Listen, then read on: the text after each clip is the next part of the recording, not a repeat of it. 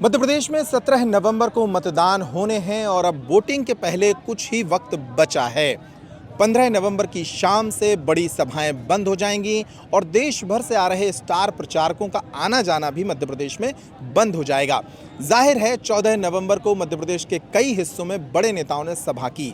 इस वक्त हम मौजूद हैं छतरपुर जिले की राजनगर विधानसभा के लवकुश नगर में, जहां अभी योगी आदित्यनाथ की सभा खत्म हुई है।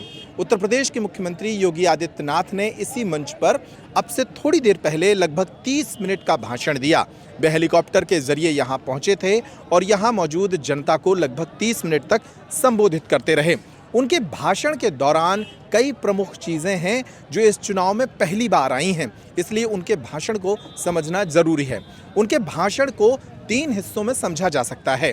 पहले हिस्से में उन्होंने प्रधानमंत्री नरेंद्र मोदी और केंद्र सरकार की योजनाओं के बारे में जनता को बताया और दूसरे हिस्से में उन्होंने उत्तर प्रदेश में डबल इंजन की सरकार द्वारा किए गए काम के बारे में बताया और तीसरे हिस्से में वो धर्म से जुड़ी चर्चा करते नजर आए।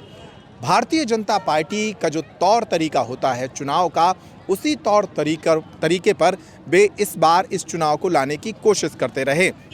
उन्होंने उत्तर प्रदेश में काशी विश्वनाथ मंदिर के लिए बनाए गए कॉरिडोर का मुद्दा उठाया। इसी तरह मध्य प्रदेश में शिवराज सिंह चौहान की सरकार द्वारा बनाए गए महाकाल लोक के बारे में भी कहा। उन्होंने राम मंदिर का मुद्दा भी उठाया।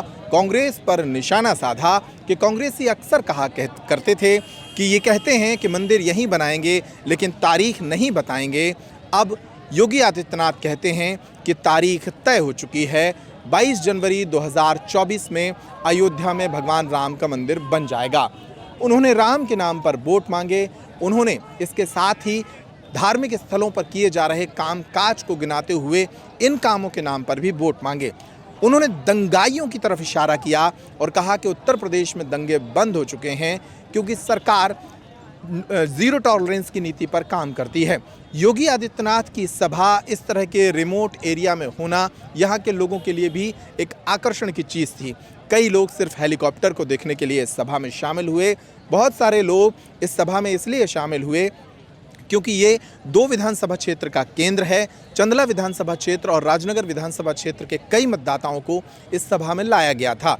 राजनगर विधानसभा क्षेत्र और चंदला विधानसभा क्षेत्र मध्य प्रदेश के भारतीय जनता पार्टी के प्रदेश अध्यक्ष BD शर्मा का लोकसभा क्षेत्र भी है, इसलिए इसे काफ़ी महत्वपूर्ण माना जा रहा है और माना जा रहा है कि योगी आदित्यनाथ की इस सभा के कारण इन दोनों विधानसभा क्षेत्रों में भाजपा कुछ मजबूत हो सकती है। इस रिपोर्ट में इतना ही। रोहित पाठक के साथ अंकुर यादव, नमस्कार।